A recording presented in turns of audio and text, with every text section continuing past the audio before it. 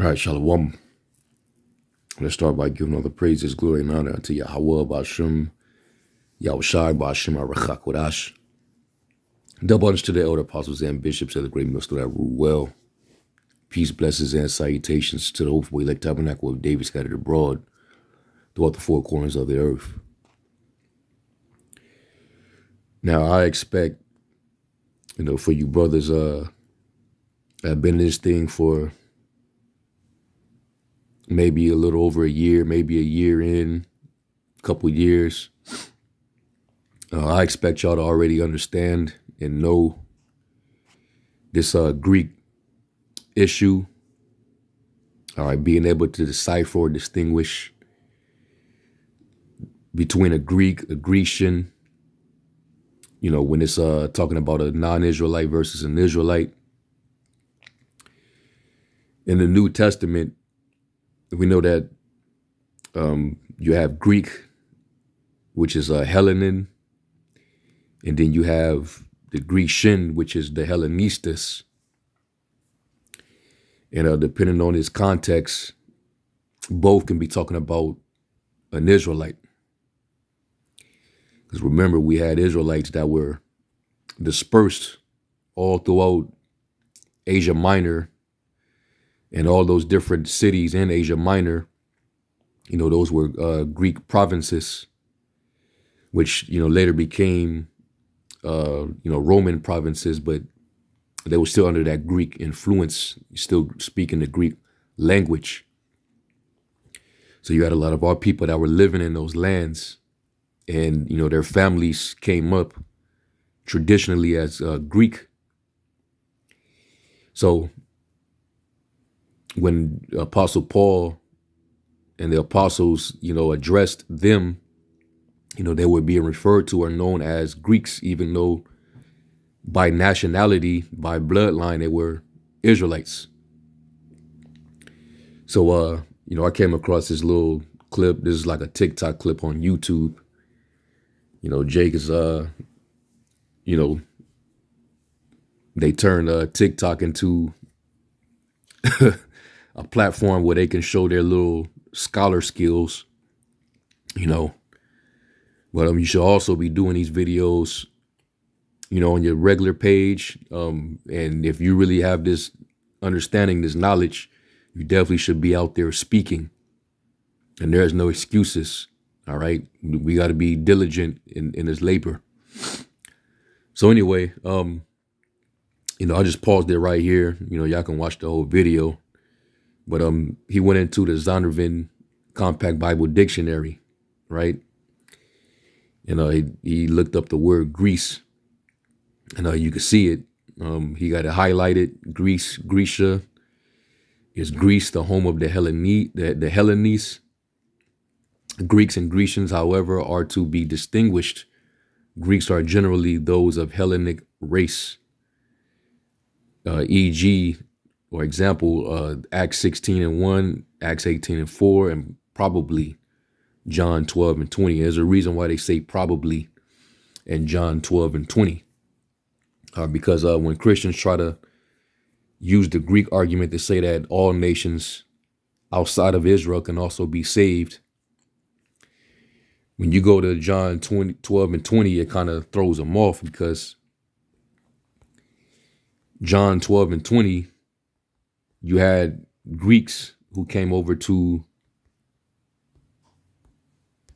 this was during the time of the Passover, all right, where they actually came to seek Yahushai, and this was the time of worship, all right, when 3 times out of the year, Jews are supposed to, not just the Jews, but Israel, all the males are supposed to come to Jerusalem, and they're supposed to bring an offering. Let me see if I can get that.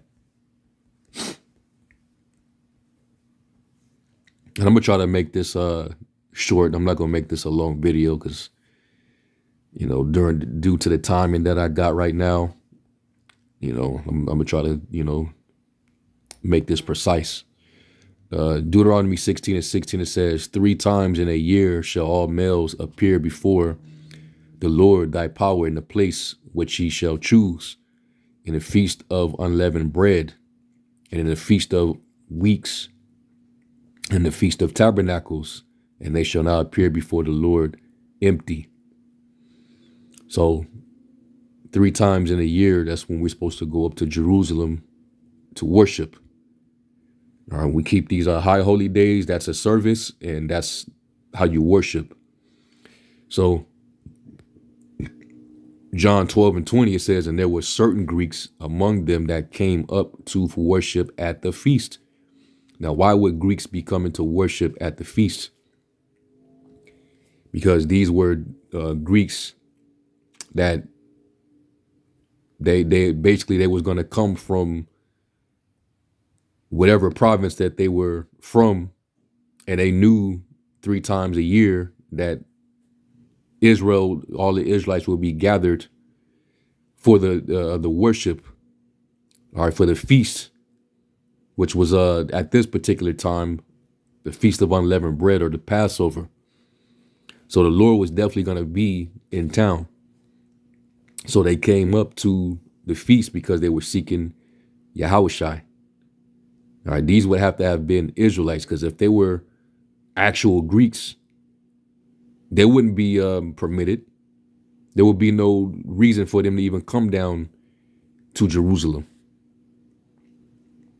So that's how you know that these Greeks were actually Israelites. And also in the law concerning the Passover, let's go to Exodus 12.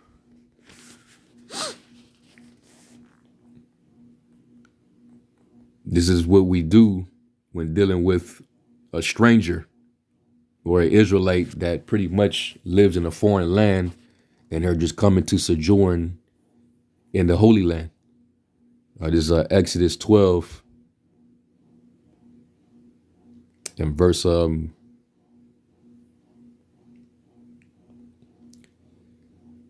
Exodus 12 and 48. There's a reason why I'm skipping verse 43, because you'll see that when you read verse 43 and verse 48, it uses the term stranger, but it uses 2 different Hebrew words, denoting that they're not the same. All right. This particular stranger here, the word uses is Nakar, and that's an actual stranger, a non-Israelite. Or Bun Nakar, which means son of stranger. All right. And then when you go to verse 48, Exodus 12 and 48 says, and when a stranger shall sojourn with thee and will keep the Passover to the Lord, let all his males be circumcised, and then let him come near and keep it, and he shall be as one that is born in the land, for no uncircumcised person shall eat thereof. And the word there should be gar. Okay, gar, which means, stranger, sojourner, a temporary inhabitant, a newcomer lacking inherited rights, of foreigners in Israel, though conceded rights. Okay. So that would be the category of these Greeks that came up, during the Feast of Unleavened Bread in Jerusalem to come seek Yahushai. Otherwise, they would have got turned away. Okay. So let's go to John 7, of course. And let's grab that real quick. John 7 and 35, it says, then said the Jews among themselves. Matter of fact, let me start at 33. It says, then said Yahushua unto them, yet a little while I am with you, and then I go unto him that sent me. You shall seek me and shall not find me, and where I am, thither you cannot come. Then said the Jews among themselves, whether he will go, that we shall not find him. Will he go into the dispersed among the Gentiles and teach the Gentiles? And in the KJV in English is translated to Gentiles, but in the manuscript, the Greek is actually Helen. All right, the Ellen or Helen, which is basically a Greek. Okay. And these were Israelites who they didn't practice the customs. They wasn't living the the Jew lifestyle. They were living the Greek lifestyle. They were speaking Greek. They probably had Greek brands on their skin. It was probably bald headed or no beard on their face. Okay, but yet they were referred to as the dispersed. So these Greeks are dispersed, and that's a term that's associated with the scattering of Israel, because that's literally what that means. And we know that the curse was that we would be scattered among all people, from one end of the earth even to the other. So this is the clue that shows that you have Greeks that are actually Israelites. It doesn't always necessarily mean that it's talking about a non-Jew. All right, like you think of every time you read the term Gentile or Greek, you automatically think of an Edomite, and you were conditioned to think that. Okay, but you gotta snap up out of that, man. There's nothing coming for this devil. There's anything good and promised from the Heavenly Father ever in scriptures, besides when Isaac blessed Esau. It was never in reference to an Edomite. Nothing was ever promised good to the children of Edom, Adawam. All these scriptures, all throughout the Bible, about their impending destruction. All right, how the Lord's going to, destroy them with his indignation. How he's going to, wipe them out. How he's going to, all these different negative connotations in the scriptures referring to Edom. But yet in the New Testament, Yahushua grants this dude a pass. And now he can be a part of the promise. He could be a part of the covenant. Now he could be joint heirs in our kingdom. You got to learn and understand these scriptures, man. All right, so let me get that word dispersed. And it says dispersion, i.e., especially and concretely the converted Israelite resident in Gentile countries. That's plain. Okay.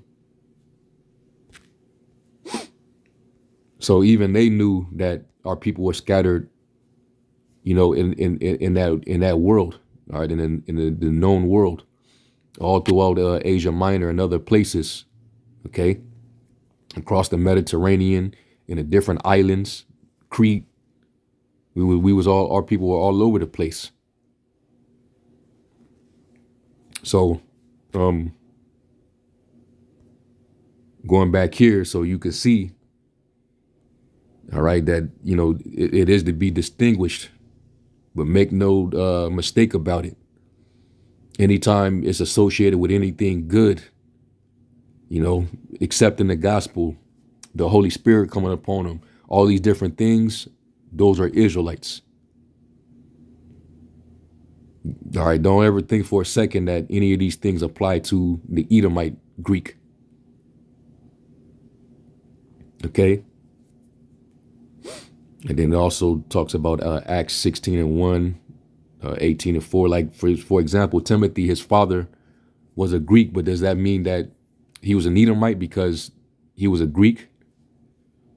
It doesn't really mean that, because Timothy's mother, who was in the truth, she knew the law. All right, if you grew up a believer and you were actually a Jew, you knew the law. What is one of the laws for the Israelites? That we're not supposed to give our daughters over to the daughters. We're not supposed to give our daughters over to the sons of the other nations, and our sons unto their daughters. So why was she knowingly being in the truth, knowing that she's a Jewess, talking about Timothy's mother, why would she get with an Edomite? You're going to marry a non-Israelite, and you know what I'm saying, and then his son, Timothy's father, him being a father, him being not in the practice in the religion of the Jews, but he's going to have a child with an Israelite woman, and his son comes out and he converts and become an Israelite. But with a heathen father, that wouldn't make any sense. He would be considered a bastard and wouldn't even be allowed in the congregation. Okay? That would be what you consider a mamzer. So if you believe that Timothy was an actual Edomite because his father was a Greek, and you not having a true understanding, then you would be teaching that Timothy is a straight up mamzer. Okay? But that's not the case. And Timothy ended up getting circumcised. He was already converted. His heart was already circumcised. And the Lord used him as a vessel to set up the church, some of the churches. All right. And the Spirit was dealing with Timothy just like he dealt with Titus and all these other men who came up under Apostle Paul. These were all Israelites. Okay. And then it says, but the word may be used to indicate non-Jews, foreigners, and aliens. Now, Israelites can be aliens too. When you go to Jeremiah 2:21, was referring to how our people, they just became a reflection of, what they were a part of when they were scattered among the people. They became like the heathen. Jeremiah 2:21, it says, yet I have planted thee a noble vine, wholly a right seed. How then art thou turned into a degenerate plant of a strange vine unto me? And that's when our people, when they were worshiping idols and sacrificing to demons, they became like a strange vine. All right, they became alien, foreign. New King James, it says, yet I planted you a noble vine, a seed of highest quality. Now, how then have you turned before me into the degenerate plant of an alien vine? Something that's alien is something that's foreign. The Christian Standard Bible, I planted you a choice vine from the very best seed. How then can you turn it into a degenerate foreign vine? Remember, when you read in Isaiah, the 5th chapter, it compares Israel to a vineyard, and he was supposed to bring the choice grapes, but it brought forth wild grapes. Right? Isaiah 5:1, it says, now I will sing to my well-beloved a song of my beloved touching its vineyard. My well-beloved have a vineyard in a very fruitful hill. And he fenced it and gathered out of the stones thereof and planted it with the choicest vine and built a tower in the midst of it and also made a winepress therein. And he looked that it should bring forth grapes, and it brought forth wild grapes. All right. And that's talking about Israel. And now, O inhabitants of Jerusalem and men of Judah, judge, I pray you, betwixt me and my vineyard. Okay. So this, you read down to verse 7, it's clearly talking about the nation of Israel. All right. The Lord, he trodden us down. He broke us down because our people became wild. They became corrupted, degenerated. They went from a good quality cluster to a bad cluster. Okay, because of their unfruitful acts. Jake was in sin, heavily going off. So what you think under the Greek Empire, what state you think Jake was in? They was corrupted even then. Especially under a degenerate nation like Esau, where they had you butt naked in gymnasiums, exercising. When they was having all these orgies in the temple and stuff like that. Well, that was already, that was back then, of course, back during the time of Antiochus Epiphanes. All right. But that was just the common thing back then. That was the fashion of the actual Greeks. They were a bunch of freaks, man. So our people, they became wild. So that's how you know in Jeremiah 2:21, that's what that's talking about. And then not degenerate, strange, uses the word nakaria, the same word for stranger in Exodus 12. Because our people, they can become like a non-Jew. They could become like the heathen, the actual Gentile, just by practice and their mentality. So those Greeks are no different, but no different than the Ethiopian eunuch. When he came to the scene, he was in town because it was the time of worship, but he was accepted because he was an Israelite. And it tells us in Isaiah 56 that the Lord would gather the outcast of Israel. And I'm going to close out on this one. Isaiah 56:4 says, "For thus saith the Lord unto the eunuchs that keep my Sabbaths and choose the things that please me and take hold of my covenant, even unto them will I give in my house and within my walls a place and a name better than of sons and of daughters, and I will give them an everlasting name that shall not be cut off. Also the sons of the stranger that join themselves to the Lord to serve him and to love the name of the Lord and to be his servants, everyone that keepeth the Sabbath from polluting it and taketh hold of my covenant, even them will I bring to my holy mountain and make them joyful in my house of prayer." And also this was spoken of in 1 Kings, the 8th chapter, when King Solomon made that prayer for Israel.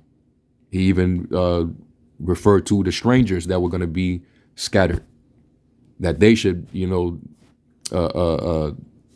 Lord hear their prayer as well and bring them back and accept them. It says, "Their burnt offerings and their sacrifices shall be accepted upon my altar. For mine house shall be called a house of prayer for all people. The Lord God, which gathereth the outcast of Israel, saith, yet I will gather others to him beside those that are gathered unto them." And that's talking about Israel. So those strangers, that's the outcast of Israel being brought back. So those Greeks, those were Israelites. The Ethiopian eunuch, he was an Israelite. So I hope this lesson was edifying, and I'm going to cut it short. All right, and I'm going to give all praise, glory, and honor to Yahweh Shem Yahushai. Shalom.